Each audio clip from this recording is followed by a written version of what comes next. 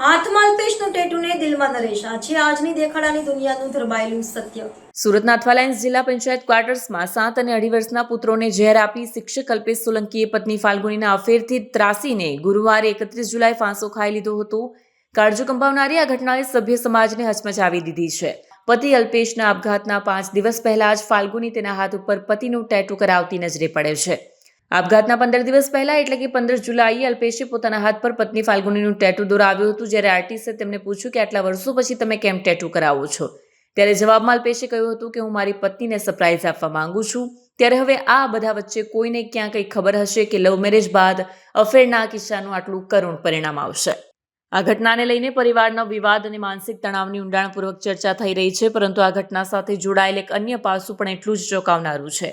Tattoo આ માત્ર એક ચિત્ર નહોતું, પરંતુ પ્રેમ, વિશ્વાસ અને છેતરપિંડીની એક દર્દનાક કહાનીનું તે પ્રતીક બની ગયું હોય. 15 જુલાઈએ મૃતક અલ્પેશે ટેટુ આર્ટિસ્ટ અમન કાપડિયા પાસે પોતાની પત્ની ફાલ્ગુનીનું સુંદર ફેસ પોર્ટ્રેટ ટેટુ બનાવ્યું હતું. જ્યારે અમન કાપડિયાએ અલ્પેશને આ ટેટુ બનાવવાનું કારણ પૂછ્યું ત્યારે અલ્પેશે હસતા હસતા જવાબ આપ્યો હતો કે તે ફાલ્ગુનીને સરપ્રાઈઝ આપવા માંગે છે. તેમની વાતચીતમાં પ્રેમના સ્પષ્ટ અને ખુશીની લાગણી સ્પષ્ટ દેખાઈ આવતી હતી.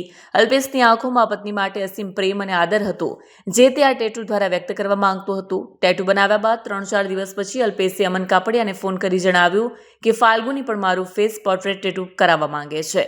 26 જુલાઈના રોજ આ ઘટનાના 5 દિવસ પહેલા અલ્પેશ, ફાલ્ગુની અને તેમના 2 બાળકો સાથે સ્ટુડિયો પર પણ ગયા હતા.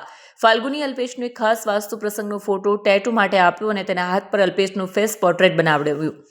આ સમયે અલ્પેશ પણ તેની બાજુમાં બેઠો હતો અને સ્ટુડિયોના સીસીટીવીમાં આખો પરિવાર એક સાથે ખુશ જોવા મળ્યો હતો. આ દ્રશ્ય સામાન્ય લાગતું હતું, પરંતુ પાછળની વાસ્તવિકતા કંઈક જુદી જ હતી. ટેટુ આર્ટિસ્ટ અમન કાપડિયાએ આ ઘટના પર ગંભીર દુઃખ વ્યક્ત જણાવ્યું કે જ્યારે અલ્પેશ પહેલીવાર ટેટુ કરાવવા આવ્યા ત્યારે મને કોઈ અસામાન્ય લાગણી થઈ નહોતી. મેં તેમને પૂછ્યું, મેં આટલા વર્ષો પછી ટેટુ કેમ કરાવો છો? ત્યારે તેમણે કહ્યું કે પત્નીને સરપ્રાઈઝ આપવા માંગે છે. બાદમાં જ્યારે ફાલ્ગુની ટેટુ કરાવવા આવી ત્યારે પણ આખો પરિવાર ખુશ હતો. મને કલ્પના પણ નહોતી કે તેમના જીવનમાં આટલો મોટો વિવાદ ચાલી રહ્યો છે. આટલો પ્રેમ વ્યક્ત કરનાર વ્યક્તિ આવું ભયાનક પગલું ભરી શકે તે માનવું મારા માટે ખૂબ મુશ્કેલ છે.